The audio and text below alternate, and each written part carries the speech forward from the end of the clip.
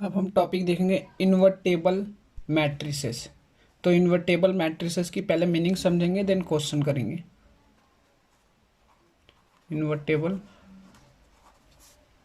Matrices, invertible matrices, invertible का मतलब होता है इनवर्स। अब इनवर्स अगर किसी मैट्रिक्स का निकालना है तो किस मैट्रिक्स का हम इनवर्स फाइंड कर सकते हैं? सबसे पहला तो ये क्वेश्चन है कि अगर हमें किसी मैट्रिक्स का इनवर्स फाइंड करना है तो वो मैट्रिक्स किस टाइप का होना चाहिए। तो इनवर्स फाइंड करने के लिए सबसे पहले टाइप ऑफ मैट्रिक्स, तो वो मैट्रिक्स स्क्वायर मैट्रिक्स होना चाहिए। सबसे पहला स्टेप, वो मैट्रिक्स कैसा होना चाहिए? Square matrix. दैट मीन्स क्या है कि उसका रो और कॉलम सेम होना चाहिए, रो इक्वल टू कॉलम। जैसे कि 2x2 का होता है, 3x3 का होता है, 4x4 का होता है। ऐसे इस तरह की मैट्रिक्स आपके सिलेबस में बस 2x2 और 3x3 के लिए ही है। तो हमारे पास स्क्वायर मैट्रिक्स होना चाहिए, सबसे पहली कंपलसरी बात। दूसरा चीज कि जिस मैट्रिक्स का अगर हमारे पास जिस मैट्रिक्स का अगर हमें इन्वर्स निकालना हो तो पहले एक वर्ड समझ लें इन्वर्स की मीनिंग क्या होती है। सपोज कीजिए मैंने कहा कि आपके पास 5 है, 5 का मल्टीप्लिकेटिव इन्वर्स क्या होगा? Multiplicative inverse of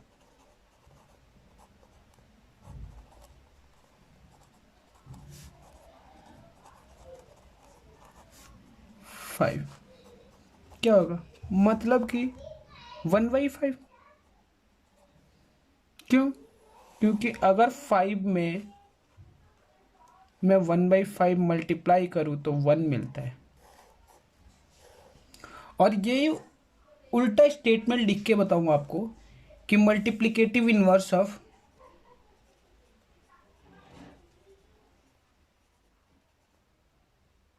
inverse of 1/5, तो आपका जवाब आने आएगा 5, क्योंकि 5 का उल्टा 1/5 है, 1/5 का उल्टा क्या है? 5 है। क्यों? क्योंकि ये मल्टीप्लाई होने पे दोनों क्या मिलते हैं? 1। 1 का मतलब होता है हमारे मैट्रिक्स के फॉर्म में यूनिट मैट्रिक्स। तो यही सेम कि अगर हमारे पास दो मैट्रिक्स हो, थ्योरी अब यहाँ से समझने ये मैट्रिक्स की, अगर दो स्क्वायर मैट्रिक्स हो, एक स्क्वायर मैट्रिक्स से ए एंड एक स्क्वायर मैट्रिक्स से बी, और मल्टीप्लिकेटिव इनवर्स का मतलब होता है वो दोनों को मल्टीप्लाई करे और मिले 1। तो अगर हमने इन दोनों को मल्टीप्लाई करा और मिलता है 1 1, मतलब आइडेंटिटी मैट्रिक्स। अगर ये दोनों मैट्रिक्स है तो यहाँ मिलेगा आइडेंटिटी मैट्रिक्स। एक और बात कि सेम ऑर्डर के होंगे ये दोनों मैट्रिक्स, सेम ऑर्डर चाहिए, सेम ऑर्डर, और उतने ही ऑर्डर का आइडेंटिटी मैट्रिक्स होगा। अगर ए और बी 2 ऑर्डर का है तो 2 ऑर्डर का ही आइडेंटिटी मैट्रिक्स लेना है। अब थ्योरी के अकॉर्डिंग समझ लेते हैं इस स्टेटमेंट को। If A is a square matrix, A क्या है? स्क्वायर मैट्रिक्स है।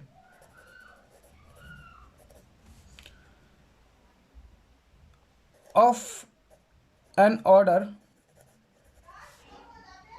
m and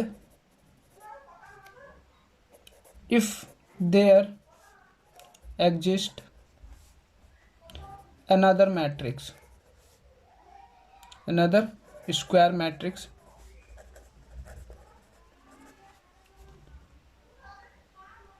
of the same order, of the same order m, मतलब कि इन दोनों का सेम ऑर्डर होना चाहिए, तब such that A B equal to B A equal to I.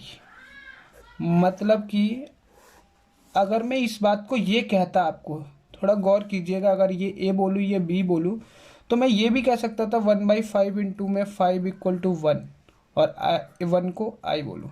मतलब कि बी और ए की मल्टीप्लिकेशन अगर हो गई तो देन फिर दोबारा आई मिलना चाहिए। मतलब कि इन दो ए बी का मल्टीप्लिकेशन आई आना चाहिए, बी ए का मल्टीप्लिकेशन भी आई आना चाहिए। तो इस केस में इन्वर्स पॉसिबल होगा, इस केस में इन्वर्स पॉसिबल होगा।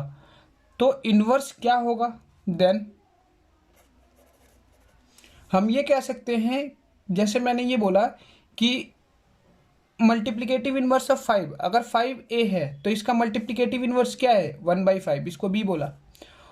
अब मैंने वही बात बोली कि अगर 1/5 का मल्टीप्लिकेटिव इन्वर्स चाहिए तो क्या हो जाएगा a। तो बस यही स्टेटमेंट अगली लाइन है हमारी कि अगर ये देन, तो हम ये बोल सकते हैं कि b a का इन्वर्स है या a b का इन्वर्स है। Then b is called inverse of a matrix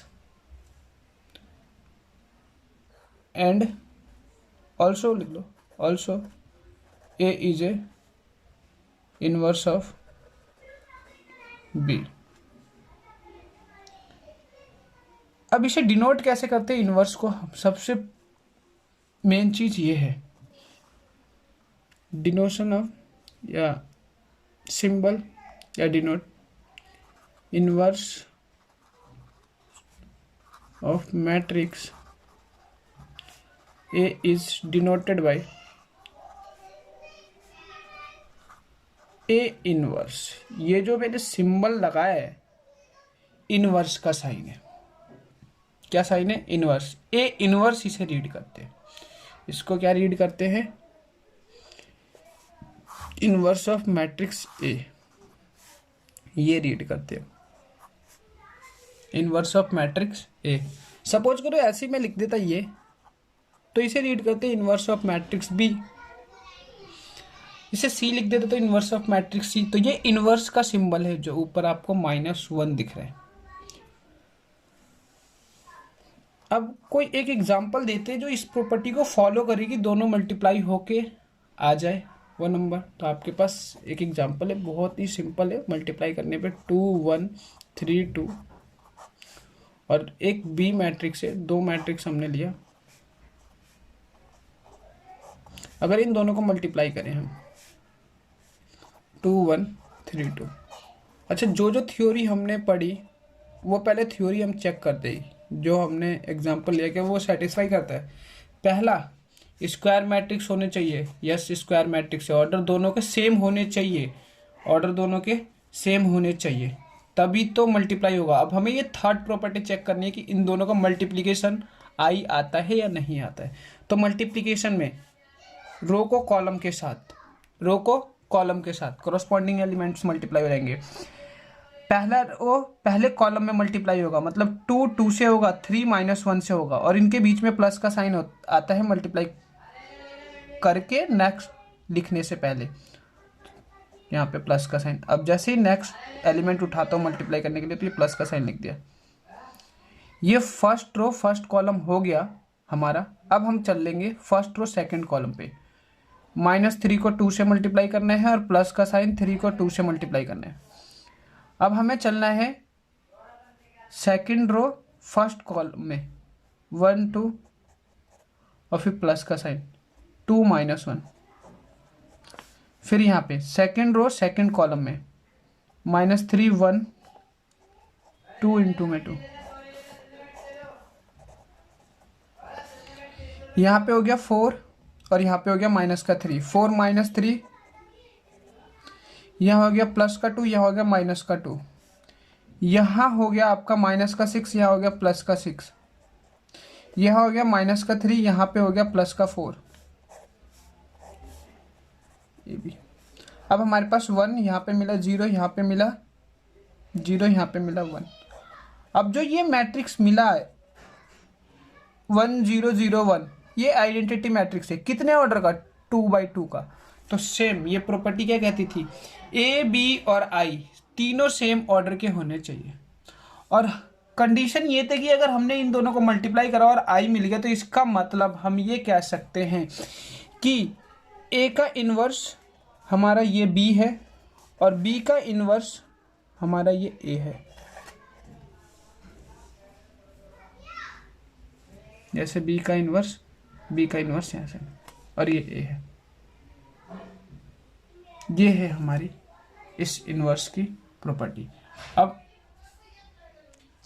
यहाँ पे दो प्रॉपर्टी है, इसकी दो प्रॉपर्टी हम देख लेते हैं। इन्वर्स की दो प्रॉपर्टी है, ऐसे बॉक्स में कर देते हैं इसको। अगर किसी भी मैट्रिक्स में हमने आइडेंटिटी मैट्रिक्स से मल्टीप्लाई कर दिया, या आइडेंटिटी मैट्रिक्स में किसी मैट्रिक्स से मल्टीप्लाई कर दिया, तो वो सेम मैट्रिक्स मिलता है। मतलब सिंपल 1 में 5 से मल्टीप्लाई कर दो, या 5 में 1 से मल्टीप्लाई कर दो, तो मिलेगा क्या? 5। ये है। अच्छा, नेक्स्ट ये है हमारे पास कि अगर किसी मैट्रिक्स का मल्टीप्लाई करा और उसका इन्वर्स निकाला हमने, तो वो किसके बराबर होगा? वो उस मैट्रिक्स के बराबर होगा कि पहले बी का इन्वर्स निकालो और देन ए का इन्वर्स निकाल के बी के इन्वर्स में मल्टीप्लाई करना है। इस ऑर्डर में रहेगा वो। ये दो प्रॉपर्टी बहुत ही इंपॉर्टेंट प्रॉपर्टी है, हमारे कुछ क्वेश्चंस आते हैं जो सॉल्व करने में हेल्प करेंगे।